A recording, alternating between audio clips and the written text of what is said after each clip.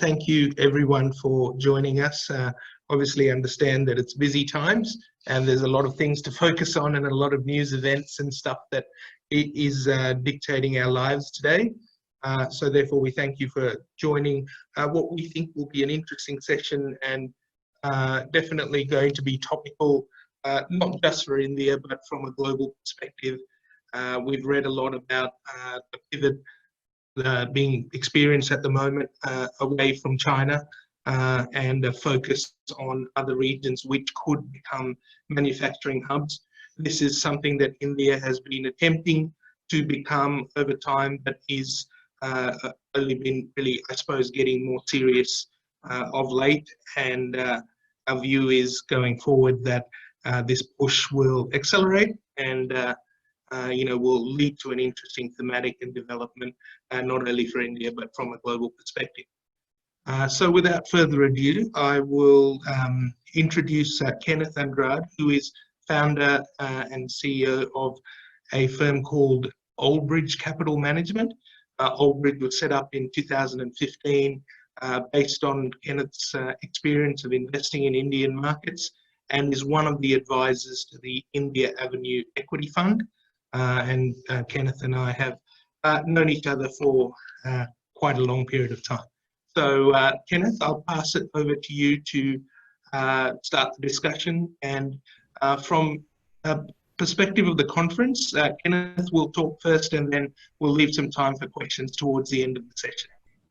So thanks everyone for joining once again, and I'll pass it over to Kenneth. Hey, thanks, Bhugan. Good afternoon, everyone. It's nice of you to take some time out to hear as to how this transition is taking place, especially from an India context. There's been a lot happening in India, and most of the news is not very positive coming out of this country. But I'll just start off. I'll run through a couple of slides, and just a very few of them. But I'll just start off with a few conversations we've been having with corporates on the ground in India. And these are the non-traditional companies that have been in global markets, and establishing themselves globally. Most of them see heightened inquiry in business opportunity, both domestically and from the international market. More from the international businesses, and this is in non-traditional export segments like engineering, automotive, building materials. Okay, and these are the three large ones that are seeing a huge amount of inquiries off the ground. There are some strange anecdotes that come through, especially with a few of the building material companies. In ceramics specifically, the Middle East and some part of Europe doesn't want to step into China to go and check the outputs that is coming out from the kilns. So there is reasonable amount of volume throughputs coming through traditional ceramic manufacturers in India.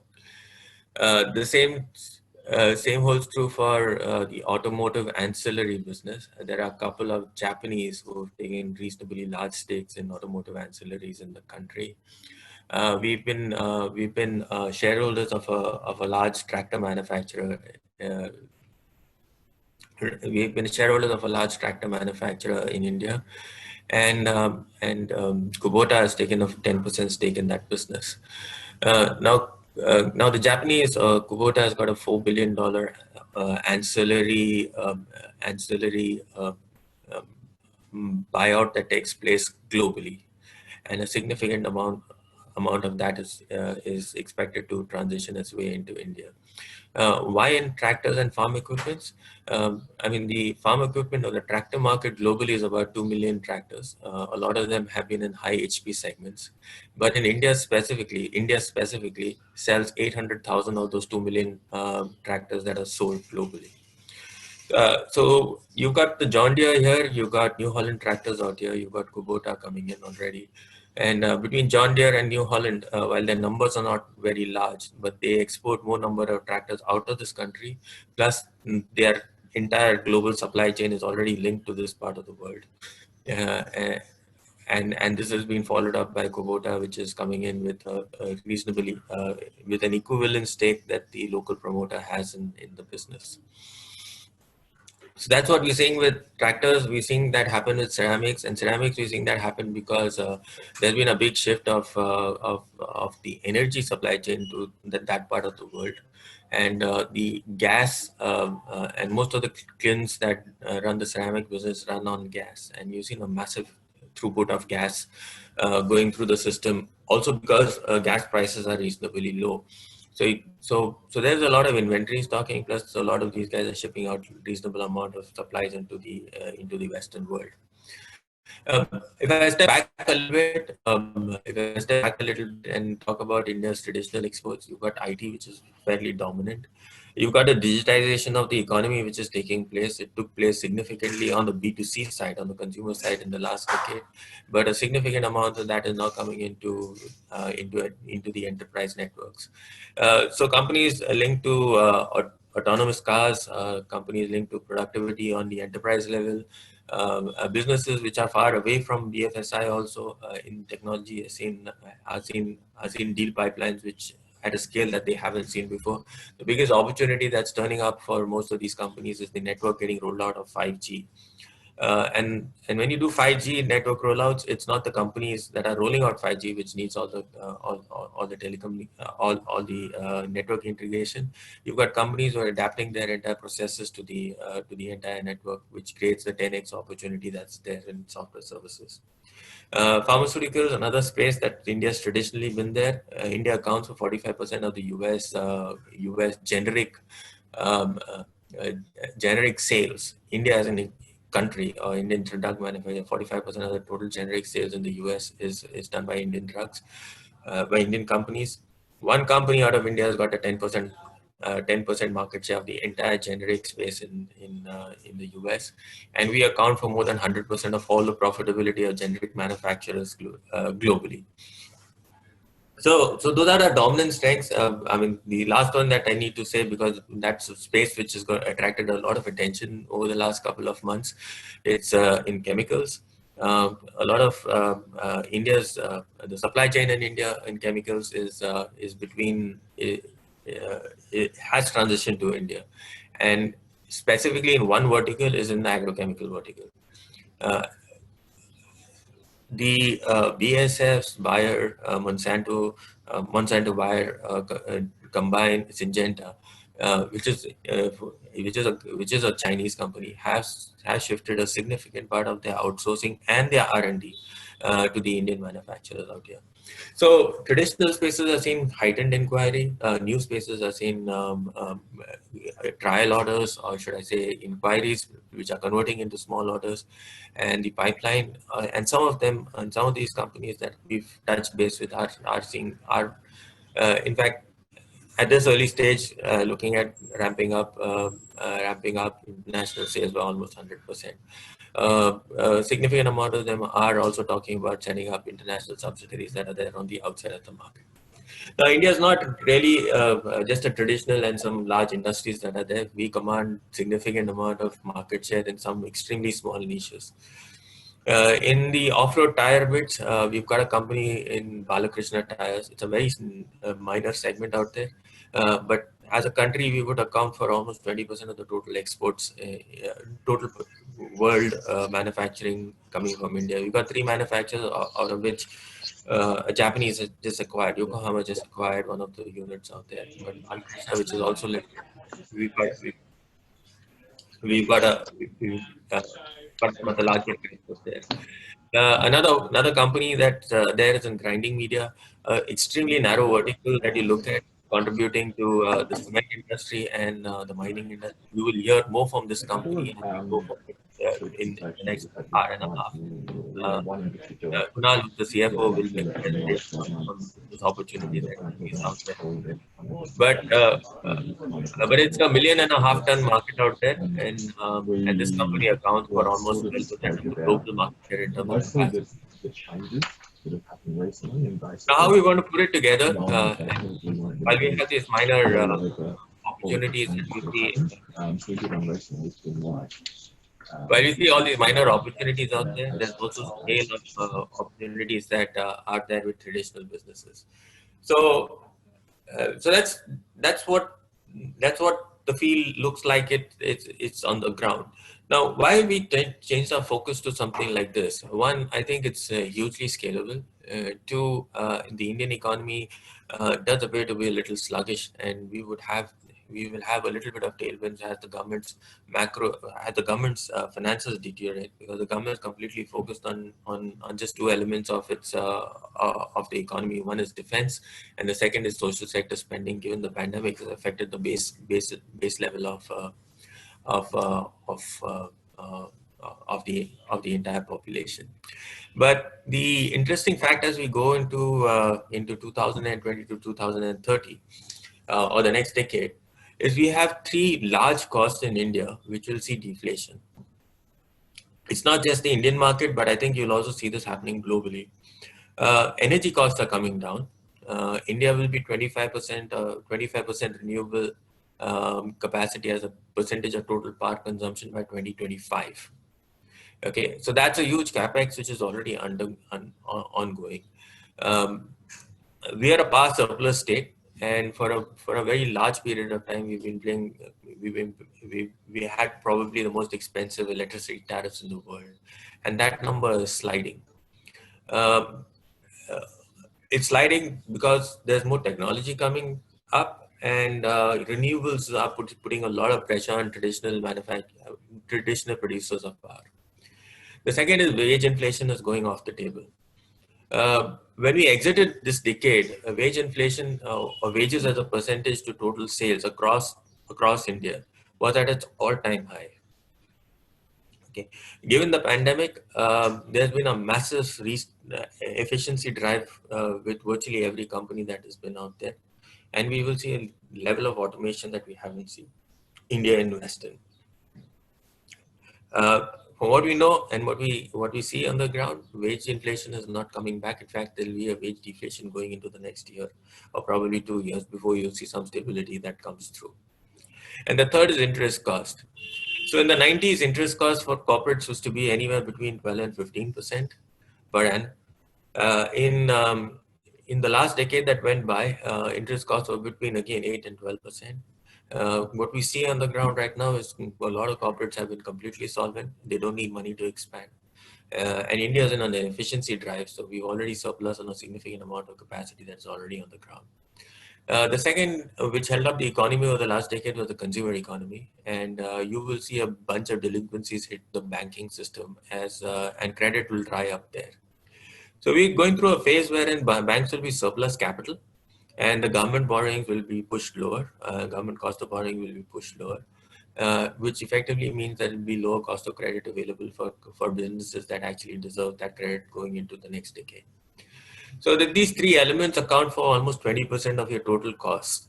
And if you see deflation or stagflation in any of these three variables, I think that makes Indian corporates reasonably competitive as we go out for incremental market share.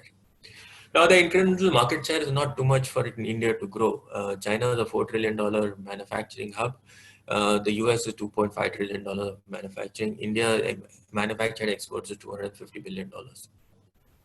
So there's nothing significant that we need to do to get incremental global market share, and we will be able to do that in very narrow verticals. And that's the process that we have actually going through. So we at Old Bridge are going through a small transition. We've been thematic in our approach to finding businesses and putting portfolios together. And when we find these businesses and put portfolios together, we effectively anti-cyclical. Okay, we try to find cyclicality in valuations, and any business which is consolidating, that's the place that we like to put our money to work. So if I just highlight, Gundan, if you just enable the screen sharing, I'll probably put up a couple of slides. So if I just highlight a couple of things that we've done in the past, and just take you back to how we're seeing the cycle play out for India as an economy.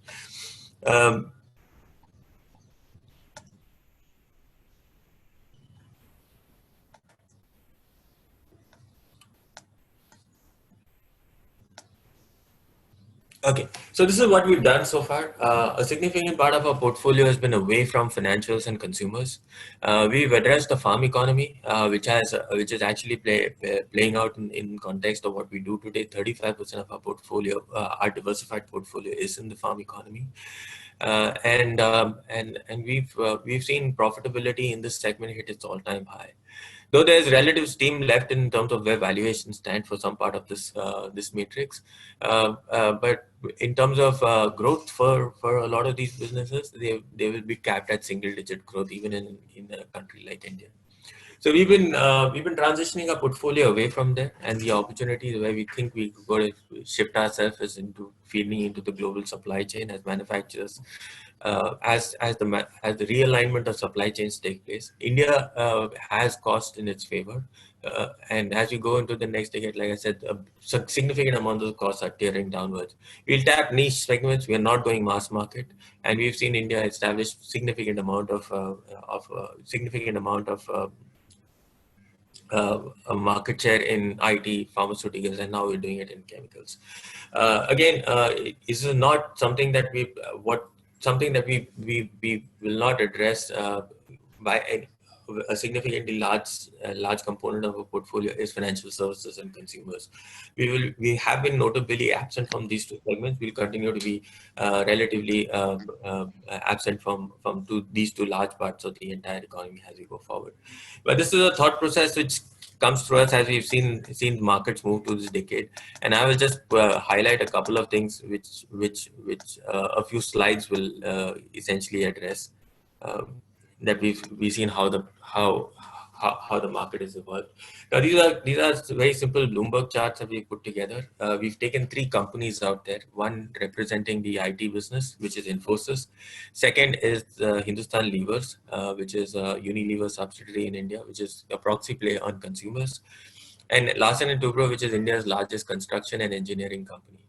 And when you put those proxy plays into play and look at how these businesses have done across multiple cycles, I mean, the chart's quite self-explanatory because 1993 year 2000, if you weren't an IT or if you, any business that was addressing the export market, and this was a traditional period where Indian macros were extremely weak. So you weren't in the traditional space of exports at that point in time. Obviously, you made money, but not too much of money because Infi actually gave you a return of almost 186% compounded over those 7-year periods. Levers did 33% and NLT did 18%. These numbers appear high, but at that point in time, in India, inflation rates were close to about 10% to 14%. So high inflation, high inflation, depreciating currency, and you had an export-driven market that actually came through us. The decade that followed was the most interesting decade because the biggest gainers of the previous decade was the weakest ones in the following decade that came through. So Levers generated just about 1.3% of compounded returns, and Infi did 9% of compounded returns, and LNT, which was a proxy play on gross capital formation or on capex and the metals or the commodity business doing extremely well, actually delivered numbers which are quite staggering at that period of time. So instead of this engineering and construction business, even if you put a metals company out there or any other construction business, I think the output would remain the same. 2000 to 2010 was probably the weakest period for Indian consumer economy. Despite the population and the demographics, it was the weakest part of the entire economy. But the decade that followed, you had a cyclical reversal of fortunes for capex, and Larsen and Toubro, which was the best performer in the previous cycle, actually became the worst performer.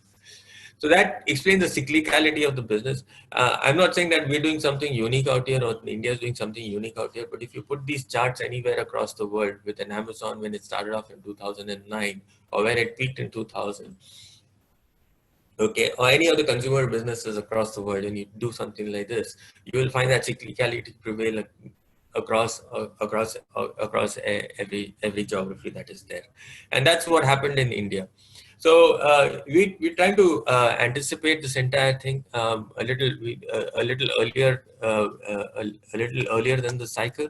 It's not about these good companies and all these three companies are still continue to be amongst the largest top two in their vertical, and we're just trying to differentiate through that. Playing through cycles is how to identify a good company from a great stock.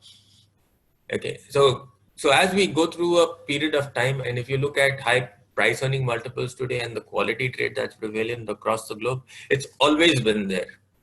In 2009-10, that number was there, and currently you're also seeing that play out. So this was L&D. It traded at 50 times earnings. Today it is at 15 times earnings. So if you see any of the FMCGs today, they trade at 50 times earnings, and they are still down here. I'll just leave you with a slide. The last two slides as to how the index profiles have actually changed and where we are currently. This is excuse the fine print, but I will zoom this just to make sure that there's clarity out here. You go back to 2008, and what dominated the Nifty components in India was automotive, corporate banks, okay, ICICI, PNB, and SBI, building material companies, which is cement, capex, again a lot of commodities, a lot of telecom solution providers, and more of infrastructure. So this was the consensus was in 2008, and the other part of the world was where you had the consumer businesses, the pharma businesses, and the IT services businesses. So this is where the rest of the market was in 2008, and that explains where ETFs were completely positioned. If you were doing ETFs in India at that point in time. If I go back to currently, effectively everything has turned itself around. This is where the consensus is. These are all consumer-driven banks. Axis, HDFC, ICICI, they're all consumer-driven, consumer and consumer leveraged banks.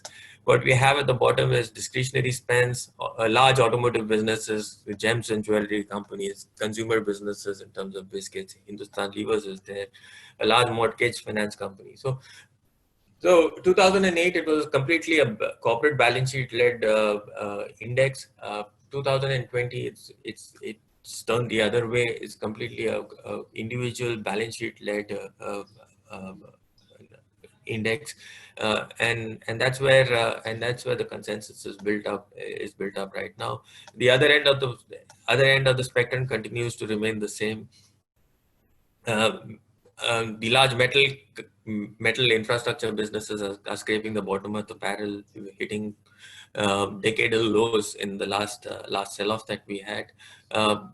The pharma businesses also hit close to 5-6 year lows in as early as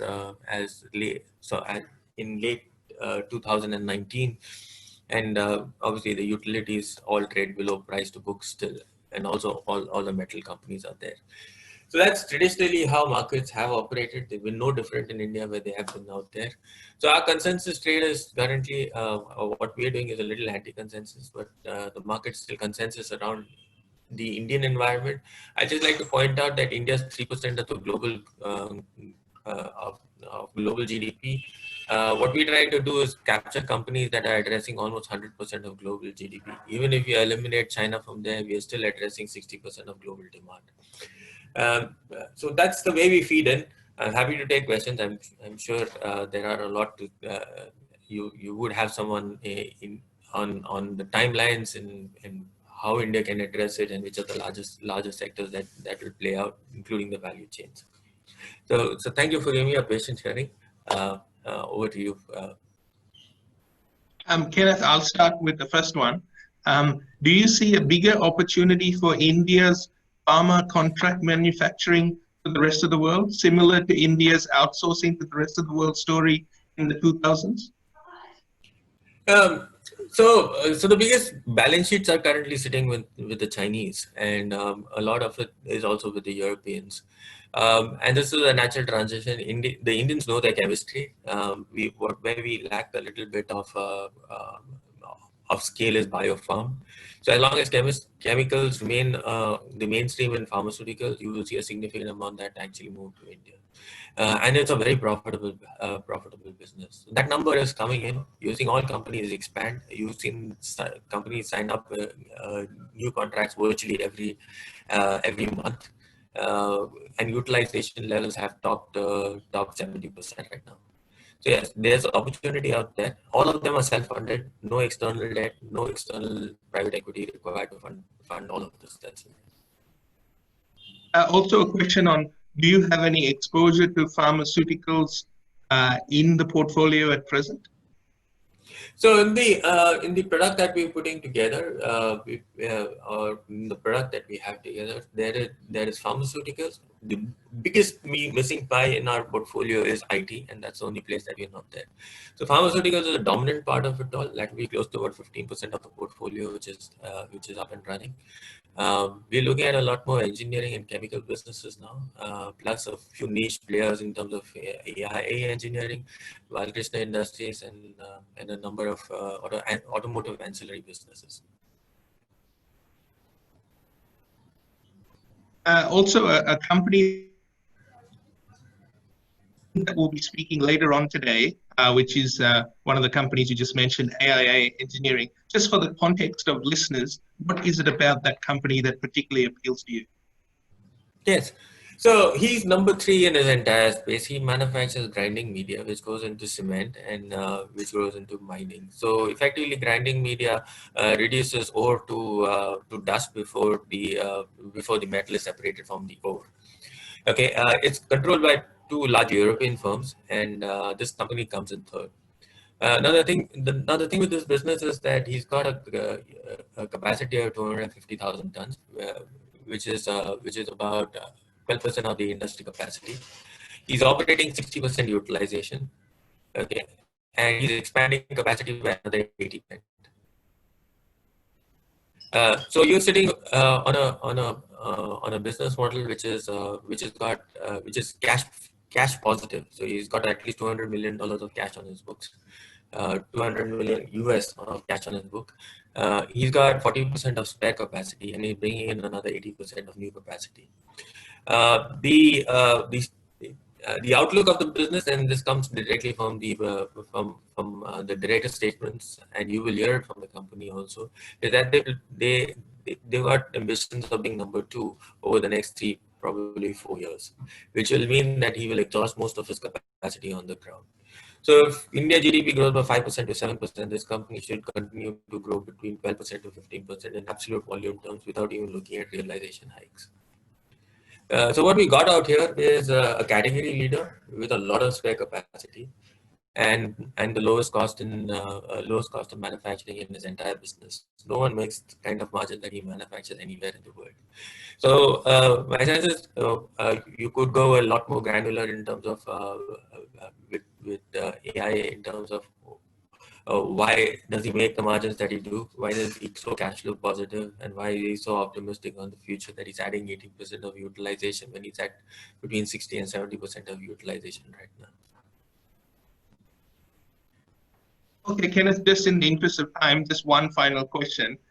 In Sure. terms of the businesses that you're talking to and the recent discussions you might have had with them, what are they saying in terms of India's positioning relative to China? And have they seen sort of any additional interest or flows in their business as the rest of the world looks to kind of pivot potentially away from China incrementally?